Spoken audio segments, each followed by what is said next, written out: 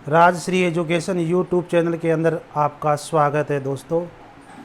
आज हम पढ़ने वाले हैं कूटनीति के 4 साधन। किसके अकॉर्डिंग? कौटिल्य के अकॉर्डिंग, जिसको हम चाणक्य के नाम से भी जानते हैं। मंडल सिद्धांत के अंदर उसने ये बताया कि कौन सा राज्य किस प्रकार से है। विजुगिसु, जो कि एक भारत के संदर्भ में वह कहता है, और 12 राज्यों के माध्यम से वह राज्यों की स्थिति के बारे में बताता है कि विजुगिसु का संबंध तीसरे से कैसा है। तो विजुगिसु से तीसरा जो राज्य होगा वो मित्र होगा, और उसका जो तीसरा राज्य होगा वो कैसा होगा? मित्र का मित्र होगा। विजुगिसु के जो पास में जो राज्य है वो कौन सा होगा? अरि होगा, और उसका तीसरा जो व्यक्ति, तीसरा जो राज्य होगा अरि का, वो क्या होगा? अरि मित्र होगा। और उसका तीसरा होगा वो क्या हो गया? अरि अरि अरि मित्र, अरि मित्र मित्र। ठीक है, ये मैंने आपको बताया था। तो वो राज्यों की स्थिति बताया था कि विजुगिसु के लिए कौन सा राज्य मित्र है, कौन सा राज्य उसका अरि है, दुश्मन है।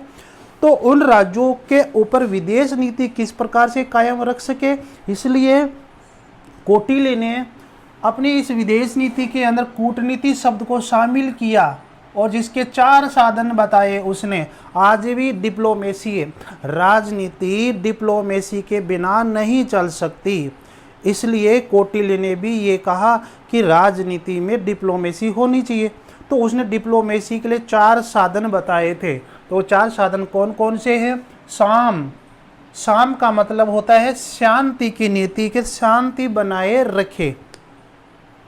इसमें देखो, अपने से अधिक शक्तिशाली राजा के प्रति, तो अपने से अधिक, यानी कि ये जो साम जो नीति है, कौटिल्य ये कहना चाहता है कि जो निर्बल राजा है, निर्बल राजा को हमेशा साम की नीति ही अपनानी चाहिए, क्योंकि निर्बल राजा शक्तिशाली राजा को तो जीत नहीं सकता। तो वह हमेशा साम की नीति ही अपनानी चाहिए। तो यह भी उसके लिए क्या है? निर्बल राजा के लिए उपयुक्त माना है। दाम, अपने से शक्तिशाली राजा को धन देकर युद्ध जैसे हालात से बचना। यह भी साम जैसी जो साधन है, जो नीति है, वह भी निर्बल शासक के लिए उपयुक्त माना है। एक निर्बल शासक यदि वह अपने राज्य की सुरक्षा करना चाहता है तो शक्तिशाली राज्य से, अर्थात शक्तिशाली राजा से क्या करेगा? पैसा देकर, धन देकर शांति कायम रखेगा। धन देकर वह युद्ध जैसे हालात से बच पाएगा। दंड, यहाँ पर दंड का अर्थ होता है सेना से। किससे होता है? सेना से। कौटिल्य के विचार जब आप पढ़ेंगे तो वहाँ आप देखोगे कि यहाँ दंड का अर्थ किससे है? सेना से मुख्य। और सेना का मतलब क्या है? बल प्रयोग। आज हमारे भारत के अंदर ये कहे कि भारत के पास बल ज़्यादा है, तो बल का मतलब सेना ज़्यादा है, सेना का बल ज़्यादा है। ठीक है, तो वही बात कौटिल्य ने कहा था कि यहाँ दंड का अर्थ सेना से होता है, और इसका मतलब होता है बल, और बल आपको पता है सेना हो गई। तो वो कहता है कि अपने से निर्बल राजा से, अपने से निर्बल मतलब शक्तिशाली राजा के बारे में कह रहा है कि शक्तिशाली राजा अपने से निर्बल राजा से युद्ध करके या दबाव डालकर, मतलब सेना का दबाव डाल रहा है कि मेरे पास ये पावर है, तो उसके ऊपर आधिपत्य स्थापित कर सकता है। भेद, भेद आप सब जानते हो, divide and rule, divide and rule. जैसे कि अंग्रेजों ने इंडिया के ऊपर भेद, फूट डालो राज करो की नीति अपनाई थी। तो उसी प्रकार की नीति के बारे में यहाँ पर कौटिल्य कहता है कि आसपास के राजाओं के बीच आपस में फूट डाल देने की नीति, ये भी एक तरह से विजुगिसु राजा के लिए उपयुक्त है, अर्थात एक तरह से शक्तिशाली राजा के लिए उपयुक्त है, हम ये कह सकते हैं। तो दोस्तों, साम और दाम ये 2 जो नीतियां है, तो 2 नीतियों के बारे में कौटिल्य ने अपने अर्थशास्त्र में कहा कि साम और दाम ये नीतियां निर्बल राजा के लिए उपयुक्त है। निर्बल राजा को ये नीतियां अपनानी चाहिए। इसके अलावा जो शक्तिशाली राजा है उसके लिए दंड और भेद, ये दंड और भेद बलवान या शक्तिशाली राजा के लिए उपयुक्त है।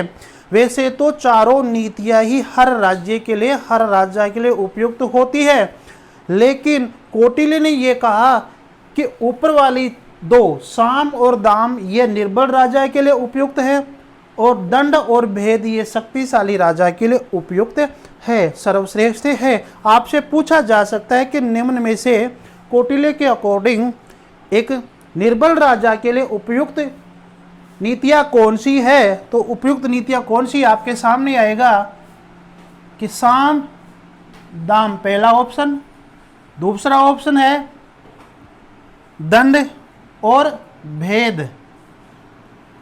तो निर्बल राजा के लिए ऑप्शन रहेगा साम और दाम, और शक्तिशाली राजा के लिए पूछा जाए शक्तिशाली राजा के लिए उपयुक्त विधियां कौन सी है, उपयुक्त नीतियां कौन सी है, तो दंड और भेद। आप इसका विशेष रूप से ध्यान रखेंगे। कौटिल्य ने विदेश संबंधों का संचालन के लिए 4 प्रकार के साधन बताए, 4 प्रकार के उपाय बताए, साम दाम दंड और भेद। हम उनको नीतियां भी कह सकते हैं। विदेश संबंधों के संचालन के लिए ही कौटिल्य ने 6 प्रकार की नीतियां और बताई है, जिनको षड्गुण नीति के नाम से भी जानते हैं। और वो कौन कौन सी नीतियां है? पहली है संधि, ठीक है। और संधि का काम क्या है? शांति बनाने के लिए, गठबंधन बनाने की नीति, दो देशों के बीच में शांति कैसे बने वो काम। विग्रह का मतलब होता है युद्ध करने का निर्णय, यानी कि युद्ध करने की जो नीति होती है उसको विग्रह कहते हैं। आपसे पूछा जा सकता है कि कौटिल्य के अकॉर्डिंग युद्ध करने का निर्णय वाली जो नीति है उसको क्या कहते हैं? 4 ऑप्शन में रहेगा, तो आपका आंसर होना चाहिए विग्रह। यान का मतलब होता है, शब्द से पता चल रहा है, यान पे चढ़ गए, तो युद्ध घोषित किए बिना आक्रमण की तैयारी करना, इसका मतलब होता है यान। आसन का मतलब क्या होता है? उदासीनता या तटस्थता, किसी भी राज्य में शामिल न होना, मतलब उदासीन रहना, वो अपने जगह पर है, वो अपनी जगह पर है, मैं अपनी जगह पे हूँ, न किसी को कोई लेन देन नहीं है। जैसे कि हमारा इंडिया है और 1945 के अंदर दूसरा विश्व युद्ध हुआ था, तो तटस्थता की नीति जवाहरलाल नेहरू जी ने अपनाई थी, तो वो उदासीनता है, उसको अपन आसन कहते हैं। तो हम ये कह सकते हैं कि नेहरू जी ने मतलब कौटिल्य के सिद्धांत पे ही वो नीति अपनाई थी, आसन, उदासीनता या तटस्थता। संश्रय मतलब होता है आश्रय लेना, तो आश्रय कौन लेगा? जो कि गरीब, जो कि निर्बल जो राजा होगा, राज्य होगा, वो शक्तिशाली से क्या रहेगा? आश्रय लेगा। तो अन्य राजा का संरक्षण प्राप्त करना, तो अन्य राजा से संरक्षण कब प्राप्त करेगा? जब खुद निर्बल होगा, खुद प्रबल नहीं होगा। द्विवेदी भाव, दोहरा भाव, एक राजा से संधि करना और दूसरे से क्या है? युद्ध करने की नीति करना, कि भाई मैं किसके साथ तो युद्ध करूं, किसके साथ संधि करूं। द्वंद्व हो जाना दिमाग के अंदर, काम उसको वो कहता है, उसके दिमाग में ये चल रहा है कि मैं उससे भी प्रेम करूं, उस राज्य से भी प्रेम करूं, लेकिन अब मैं किसका साथ दूं, किससे संधि करूं, किससे मैं युद्ध करूं। तो द्विवेदी भाव की एक नीति हो जाती है। तो अंत में वह जो राजा होता है, जो विजु गिसु होता है, वह एक राज्य के साथ तो युद्ध करता ही है, दूसरे के साथ क्या करता है? संधि करता है। ऐसी नीतियाँ है दोस्तों। तो आज दोस्तों हमने आपको बताया कि विदेश संबंध को संचालन के लिए 4 प्रकार के साधन, उपाय, जिन्हें नीतियां कह सकते हैं। इसके अलावा षड्गुण नीति, ये भी विदेश संबंध को संचालन के लिए ही है।